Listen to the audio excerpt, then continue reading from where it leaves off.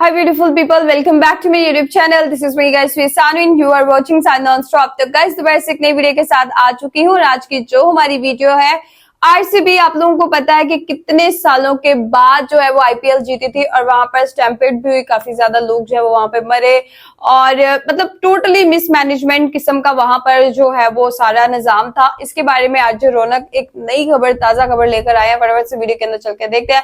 Like subscribe and share करते जाएगा, subscribe करना बिल्कुल नहीं आप लोगों ने भूलना और आप लोगों ने कमेंट बॉक्स के अंदर बताना है कि आप लोगों की आईपीएल के अंदर फेवरेट टीम कौन सी थी। मतलब अगर मैं अपनी बात करूं तो मेरी तो आरसीबी ही फेवरेट थी just because of Virat Kohli. तो आरसीबी मेरी फेवरेट थी और मैं चाहती थी कि वो ही जीते। और आप लोगों की कौन सी फेवरेट टीम थी और आप लोग किसको चाह रहे थे कि यार ये जीते, तो जरूर बताइएगा। बिना टाइम को let's jump into the video guys.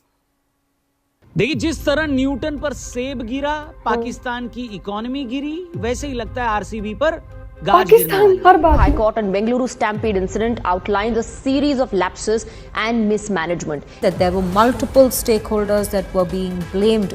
And Karnataka government has pinned the blame on RCB. RCB के विक्ट्री सेलिब्रेशन में जो भगदड़ हुई थी दोस्तों, जिसमें कई लोगों की जान चली गई थी, अब उस पर कर्नाटक सरकार ने जो कमेटी बनाई थी उसका फैसला आया है और फैसला कर्नाटक हाई कोर्ट तक पहुंचा दिया गया है।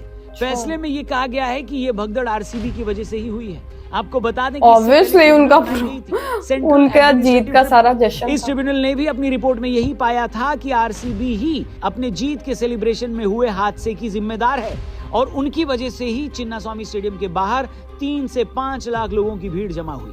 यही बात कर्नाटक सरकार की रिपोर्ट भी कहती है और ये बताती है कि आरसीबी विक्ट्री सेलिब्रेशन बिना परमिशन के की गई, जिसकी वजह से भगदड़ हुई और इस भगदड़ में 11 लोगों की मौत हो गई जबकि 50 से ज्यादा लोग जख्मी हुए। फिर क्यों किया? आपको बता दें, सेंट्रल एडमिनिस्ट्रेटिव ट्रिब्यूनल और कर्नाटक सरकार की रिपोर्ट में जो सबसे बड़ा फर्क है वो ये कि कर्नाटक सरकार वाली रिपोर्ट में साफ साफ विराट कोहली का नाम लिया गया है और इस घटना का जिम्मेदार विराट के ऊपर रिपोर्ट कर दी बताया गया है।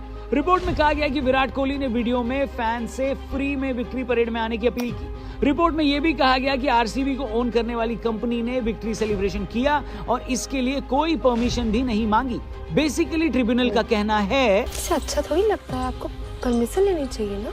अच्छा, इससे पहले कि हम आपको क्रोनोलॉजी समझाएं कि इस रिपोर्ट में किस किस इवेंट का जिक्र है, मैं आपको डिस्क्रिप्शन में भेजना चाहूंगा। इनफैक्ट पिन कमेंट में भी हमने लिंक दिया है हमारे लेटेस्ट पॉडकास्ट, जो कि एक famous nuclear engineer Nitendra Singh के साथ हमने इस पॉडकास्ट को किया है। न्यूक्लियर बॉम्ब कैसे बनाया जाता है, न्यूक्लियर सीक्रेट्स क्या है अलग अलग देशों के, बहुत सारी बातें हुई हैं। आपको बहुत ही इंटरेस्ट आएगा, इस पॉडकास्ट को जरूर देखना और अपने दोस्तों से भी इसे जरूर शेयर करना। द रौनक पॉडकास्ट हमारे चैनल का नाम है, लिंक दिया है इस एपिसोड का डिस्क्रिप्शन और पिन कमेंट में। फिलहाल वीडियो में आगे बढ़ते हैं। तो दोस्तों, आपको एक बार क्रोनोलॉजी समझा देते हैं कि इस रिपोर्ट में किस किस इवेंट का जिक्र है और आखिर क्यों इन्होंने आरसीबी मैनेजमेंट को इस भगदड़ के लिए जिम्मेदार बताया है। रिपोर्ट कहती है कि न तो आरसीबी ने और न ही उस इवेंट मैनेजमेंट कंपनी ने सेलिब्रेशन करने के लिए कोई भी फॉर्मल परमिशन मांगी थी।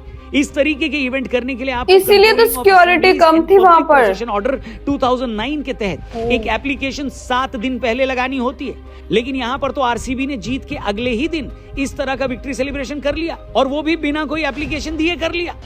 3 जून को कर्नाटक स्टेट क्रिकेट एसोसिएशन के chief executive officer Shubhendu Ghosh ने डीएनए नेटवर्क के बिहाफ पर कब्बन पार्क पुलिस स्टेशन के इंस्पेक्टर को लिखित रूप में यह बताया था कि आज आरसीबी जीत जाती है तो हो सकता है कि कल स्टेडियम के आसपास विक्ट्री परेड हो, जो कि स्टेडियम के अंदर जाकर खत्म होगी।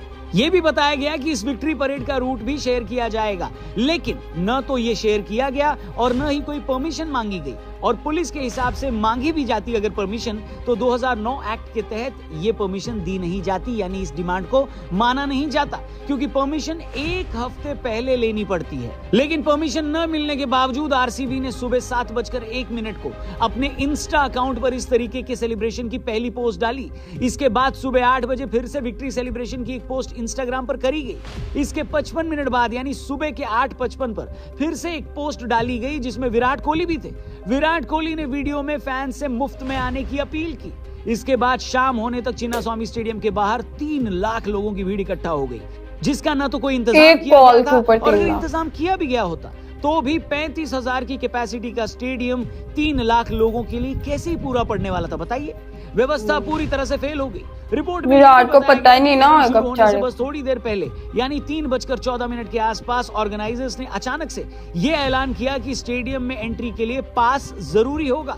इससे वहां पर लोगों में अफरा तफरी मच गई और फिर हुई क्राउड मैनेजमेंट में भारी चूक। कर्नाटक गवर्नमेंट की रिपोर्ट के हिसाब से डीएनए एंटरटेनमेंट यानी event organising company, RCB management और कर्नाटक स्टेट क्रिकेट एसोसिएशन के बीच आपसी तालमेल की भारी कमी रही। स्टेडियम का गेट खोलने में देरी और अव्यवस्था की वजह से भगदड़ मची, जिसमें 7 पुलिसकर्मी घायल हुए। रिपोर्ट में यह भी बताया गया है कि क्योंकि इवेंट शुरू हो गया था, इस वजह से भगदड़ के बाद भी एक छोटा और जल्दी वाला इवेंट करने की अनुमति आरसीबी को दी गई और कहा गया कि मामला जल्दी जल्दी निपटा लो।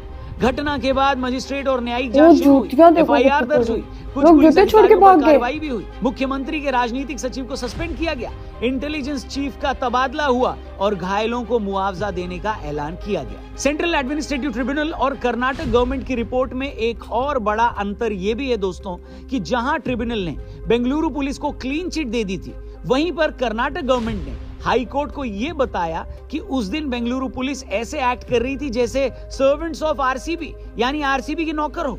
लेकिन दोनों रिपोर्ट में एक बात कॉमन है दोस्तों, वो ये कि बेंगलुरु भगदड़ के लिए आरसीबी को जिम्मेदार बताया गया है। अब यहां पर कुछ लोग ये कह रहे हैं कि जब आरसीबी ट्रॉफी जीतकर बेंगलुरु वापस लौटी तो खुद सरकार के मंत्री ट्रॉफी के साथ फोटो खींच रहे थे और विराट कोहली के साथ भी। लेकिन अब जब जिम्मेदारी लेने की बात आई तो आरसीबी और विराट कोहली को ही ब्लेम कर रहे हैं लोग। ये कहना कि एक हफ्ते पहले परमिशन लेनी चाहिए थी अगर कोई विक्ट्री परेड करनी थी, क्योंकि assemblies and public procession order 2009 का रूल है।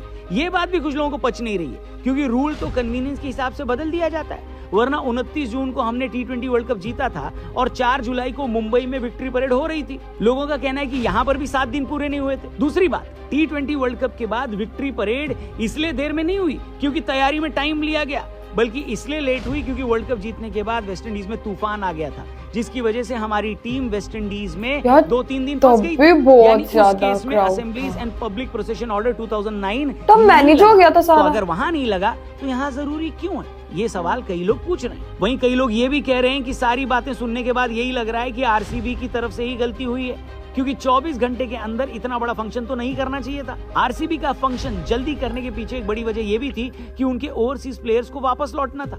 जोश हेजलवुड जैसे खिलाड़ी को वर्ल्ड चैंपियनशिप खेलने के लिए इंग्लैंड जाना था और वो इंतजार नहीं कर सकते थे, इसीलिए ये सेलिब्रेशन जल्दी रख लिया गया और आरसीबी ने फोर्स किया कि ये लोग जो मर गए, इस वजह से जिम्मेदारी भी उन्हीं की बनती है। कई लोग कह रहे हैं कि ये भी बात सच है, विराट कोहली सामने से न सही लेकिन घुमा फिराकर हादसे के लिए जिम्मेदार कहे जा सकते हैं, क्योंकि इंडिया के सबसे फेमस क्रिकेटर वही हैं और भीड़ उन्हीं के लिए लगती है। पर आप बताइए दोस्तों कमेंट करके, क्या लगता है आपको, अगर आरसीबी की टीम में विराट कोहली नहीं होते तो इस टीम के आईपीएल जीतने पर क्या इतनी कोई भी ना आता? लेकिन इसका मतलब ये नहीं कि विराट कोहली को सजा देने के लिए मांग शुरू हो जाए। हाँ, नहीं, उसको नहीं सजा देनी। लापरवाही हुई है और इस वजह से अगर बीसीसीआई कोई मिसाल पेश करना चाहता है तो उनको आरसीबी को कम से कम एक सीजन के लिए बैन कर देना चाहिए, ऐसा कुछ लोग डिमांड कर रहे हैं। ना बैन करो उनको, कोई लेना देना ना हो, लेकिन चेन्नई और राजस्थान का जब सस्पेंशन हुआ था उस टाइम भी तो प्लेयर्स इन्वॉल्व नहीं थे, उनके ओनर्स की ही गलती की वजह से ये दोनों टीमें बैन हुई थी,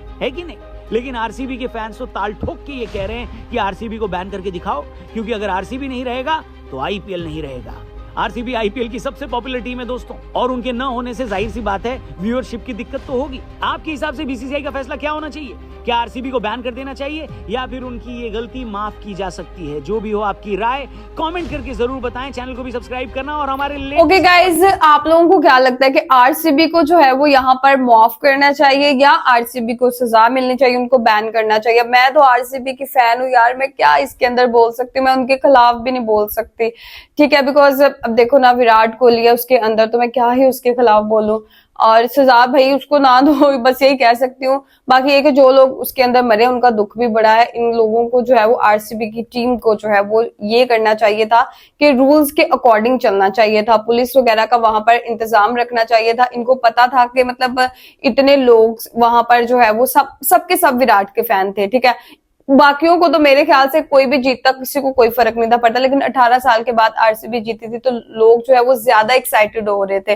तो वहां पर विराट कोहली जब आ गया तो लोग मतलब विराट कोहली को तो वैसे ही लोग ऐसे मतलब उसके लिए पागल है, मतलब क्रेजी हो जाते हैं विराट कोहली को देख के, मतलब फैन फॉलोइंग उसकी मैसिव किस्म की है। तो यहाँ पर विराट कोहली जब खुद वो बुला रहा है लोगों को कि भाई मैं वहां पर आऊंगा, तुम लोग आओ, फ्री एंट्री है। लोगों ने भाई अपना बोरिया बिस्तर, बहुत दूर दूर से लोग आए थे जब विराट कोहली का ये चीज उन्होंने सुनी ना कि फ्री एंट्री है, तो ये चीज सुन के बहुत दूर दूर से लोग जो है जस्ट विराट कोहली को देखने के लिए आए कि एक झलक उसकी जो है वो दिख जाए। लेकिन उस टाइम पर आपको पता है कि इतनी ज्यादा शदीद किस्म की गर्मियां तब पड़ रही थी, और माहौल और मौसम को अगर आप लोग अपने माइंड के अंदर विजुअलाइज करें ना, तो आपको समझ आ जाना है कि मतलब इतनी गर्मी के अंदर इतने ज्यादा लोग मतलब दम घुटता होगा, और काफी लोग इसी वजह से जो है वो मरे हैं। कुछ लोग दम घुटने की वजह से, कुछ लोग दूसरे लोगों के ऊपर चढ़ गए। काफी लोगों की जूतियां वहां पर आप लोगों को पड़ी हुई देखने को मिलेंगी कि मतलब लोगों के पास इतना भी वहां पर मतलब नहीं था कि अपनी जूती पकड़ के जो है वो पहन ले। तो इस किस्म की सिचुएशन हुई थी। तो आप लोगों का क्या कहना है कि आरसीबी को बैन करना चाहिए? नहीं यार, उनको बैन ना करो, मतलब कुछ बीच का रास्ता निकालें। और यही बोलना चाहूंगी कि हाँ, गलती तो उनसे हुई है, ये चीज एक्सेप्ट मैं भी करती हूँ कि उनसे गलती हुई है, उनको जो है वो रूल्स को फॉलो करना चाहिए था। तो आप लोगों का क्या कहना है? आप लोग भी अपनी राय कमेंट में जरूर दीजिएगा, लाइक सब्सक्राइब एंड शेयर करते जाइएगा। चलिए गाइस, मिलते हैं आपको नेक्स्ट वीडियो के अंदर। Bye bye.